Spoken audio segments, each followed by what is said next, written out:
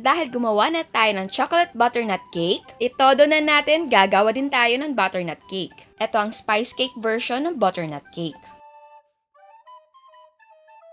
Para sa cake ingredients natin, meron tayong all-purpose flour, baking powder, baking soda, nutmeg powder, cinnamon powder, salt, sugar, powdered milk, vegetable oil, eggs, vanilla essence, white vinegar, and water. Para naman sa butternut streusel ingredients, meron tayong all-purpose flour, white sugar, butter or margarine, nutmeg powder, and orange food color. Para sa glaze ingredients, gagawin natin kalahati. So meron tayong powdered sugar, evaporated milk, and vanilla essence. Bago tayo mag-start, magpapakulo muna tayo ng tubig para sa pag-steam mamaya. And yes, pwedeng i-bake ang cake recipe.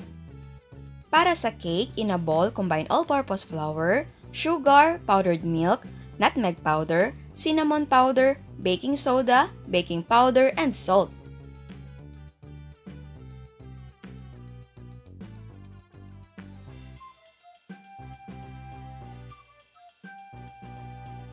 Mix well.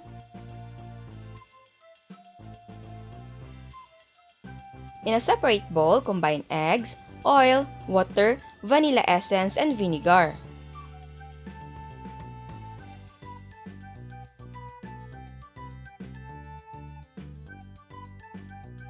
And then, i-combine natin ang dry and wet ingredients.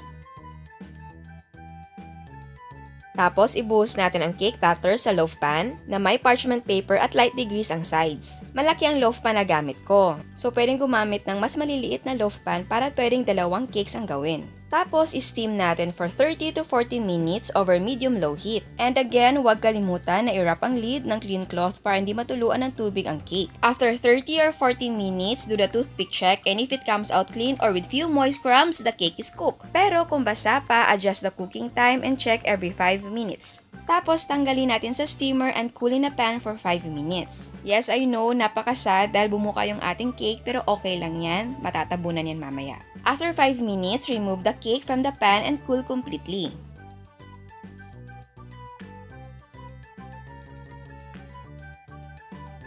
At habang pinapalamig natin ang cake, gawin na natin ang butternut streusel. In a pan, i-melt natin ang butter over low heat.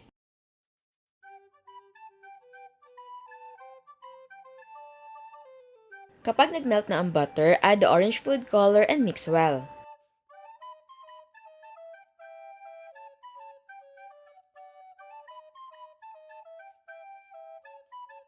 Tapos ilagay na natin ang all-purpose flour at haluin itong mabuti. Again, huwag ka matakot kung ito ay magbuo-buo, basta ito ay makombine mo ng mabuti. Cook for 3 to 5 minutes.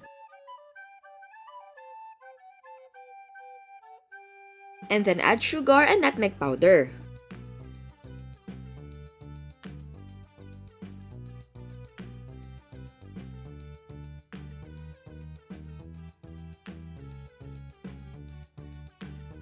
So ayan, medyo may lumps pang mixture at medyo visible ang sugar. Ang gagawin natin, imimix natin by hand. Pero palamigin na muna natin. Kapag malamig na, imix na natin by hand para ma-break ang mga lumps. Kung mako-compare nyo sa ginawa natin sa chocolate butternut na streusel, huli ko na hinalo ang ating food color at sinalang ko again. Dito naman sa version na ito, sinabay ko ang food color sa ating melted butter. Sa ganitong paraan, mas madaling i-mix ang ating food color sa mixture. So ayan, nahalo na natin at hindi na visible ang sugar. So iset aside na muna natin ang ating coating at gawin natin ang glaze. Sa paggawa ng glaze, in a bowl, combine powdered sugar, evaporated milk, and vanilla essence.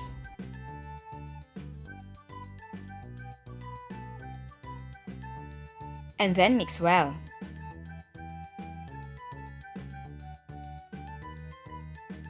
Kapag malamig na ang cake at ang ating butternut streusel, i-glaze na natin ang buong cake.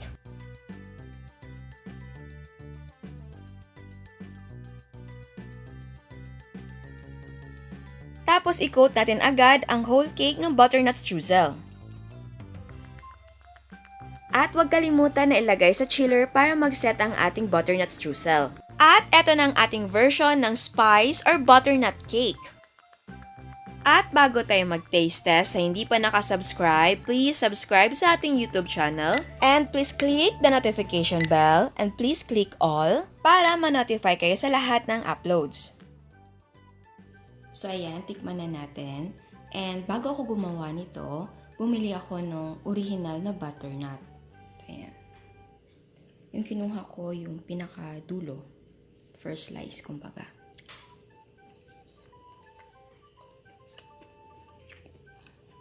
Sarap.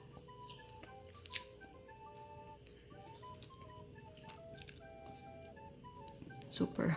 Teka lang, ha? Ikakalma ko muna yung sarili ko. Guys, alam nyo, bukod sa masarap siya, hindi siya 100%. Pero talagang merong similarities yung lasa. Kasi kung napapansin nyo, or di ba pagkainin nyo nung butternut, syempre meron kayong, kung napapansin nyo yung amoy, napaka-distinctive kasi ng amoy niyan eh. Kung aamoyin mo siya, talagang kung pamilyar ka sa nutmeg, ganun na ganun ang amoy. And tama lang yung desisyon ko na konting nutmeg lang ang ilalagay ko sa streusel dahil naglagay tayo ng nutmeg dito sa mismong cake. So again, i-describe ko sa inyo kung ano yung texture ng ating cake. Ay, kung napapansin nyo, malambot ang ating cake. Moist. Moist, malambot. Andun ang lasa ng nutmeg talaga. Ang tamis niya, sakto lang. God, ang sarap. Tapos, yung cinnamon, hindi ko masyadong nalalasan. Konti lang. Actually, hindi ko alam kung naglalagay sila ng cinnamon. Pero kanina, bago ako nagluto, isabay kong inamoy ang nutmeg and cinnamon para ma-test ko lang kung makaka-apekto ba kung maglalagay ako ng cinnamon. Pag amoy ko, ayos naman. So ayun, naglagay lang tayo ng konting cinnamon. Tapos mas more on nutmeg. And tama ang decision ko. Ang sarap niya. Oops. Kaya kung ayaw nyo nung chocolate na butternut, pwedeng ito ang gawin nyo. And sinisigurado ko sa inyo, hindi kayo magsisisi. Ang sarap talaga niya. Ang sarap. Hindi ko sasabing 100% kasi hindi naman talaga 100% na copy natin. Pero, kayo na mag-judge. Para sa akin, hindi naman talaga importante na kopyang-kopya mo or 100% na makakopy mo ang isang recipe. Ang mas mahalaga, masarap ang ginawa mo. Yung coating natin, yum. Para siyang spice cake, pero yung spice cake kasi, syempre mas maraming spices yon gaya ng mga cloves, mga ganon. Pero, mahirap kasing hanapin yung ibang spices. So, ayaw ko nang pahirapan kayo. Nutmeg and cinnamon, tama talaga. Kung gusto nyo i-adjust ang recipe, gaya ng gusto nyo konti lang ang nutmeg or wala ng cinnamon, okay lang, pwedeng-pwede. So, ayan, kung nagninegosyo kayo, isa to sa pwedeng pagpilian ng customer nyo. Kung ayaw nyo ng chocolate, pwedeng ito. Salamat! Ciao! At eto ang mga prices ng ating mga sangkap. Ang total cost ay 162 pesos and 38 cents. Pwede mong ibenta ng 200 to 250 pesos ang ganitong size. And again, ang recipe natin ay pwedeng gumawa ng 2 loaves. Gumamit lang ng mas maliliit na loaf pan. Again, ang selling price ay magdidepende kung magkano ang presyo ng sangkap sa inyo. At bago ako magpaalam, meron tayong another dose of inspiration. Eto ang jelly drink ni Sir Carl. Eto naman ang kanyang mga ground float. Eto naman ang kanyang maha.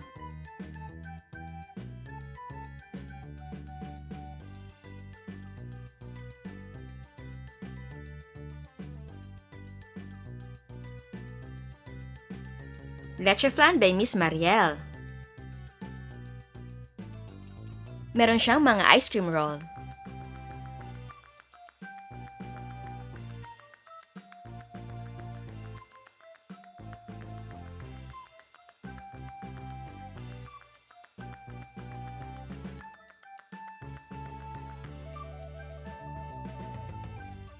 Meron siyang chocolate cakes. At meron siyang mga cheesecake.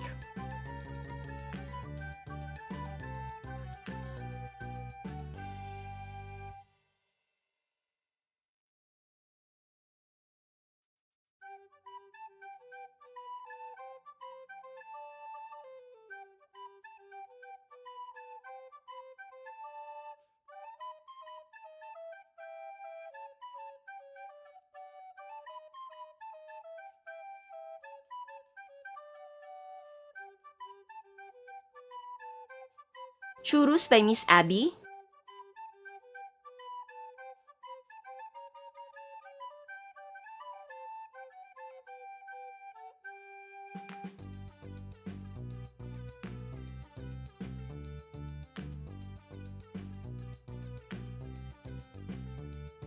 Meron din siya mga jelly drinks.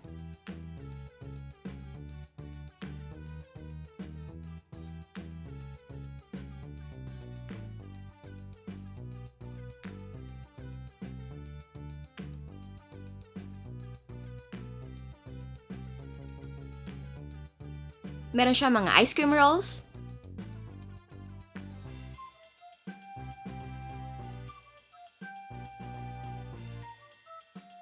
Graham balls.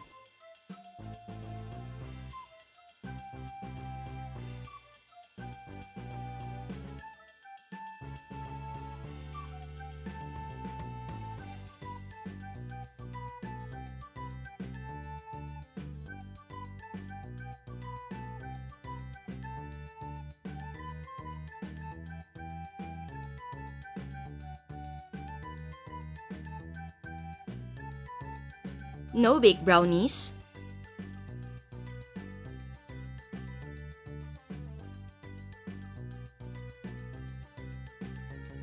Ground floats.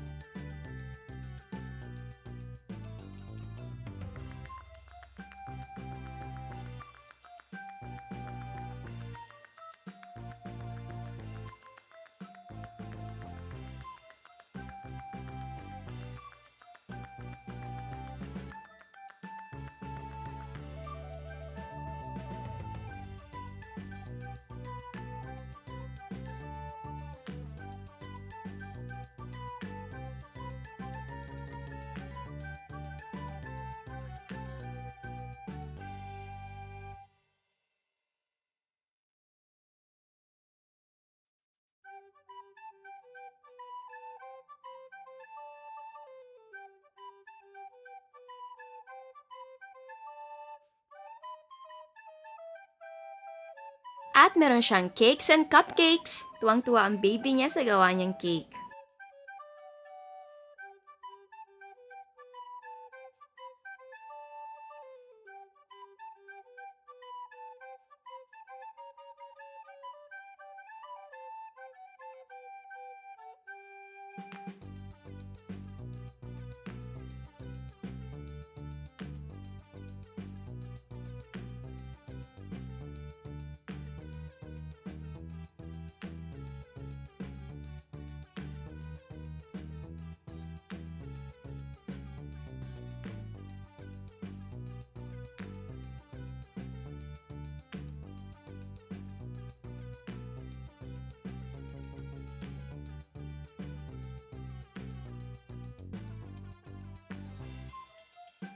Again, salamat sa lahat ng mga photos na pinapadala nyo. Salamat sa walang sawang suporta na binibigay nyo. I will always pray na maging successful ang mga negosyo ninyo or kung ano mang ginagawa ninyo sa buhay. Salamat talaga, at sa mga hindi pa nakasubscribe, please subscribe sa ating YouTube channel. And please click the notification bell and please click all para ma-notify kayo sa lahat ng uploads. And please don't forget to like our Facebook page and follow us on Instagram. Thank you!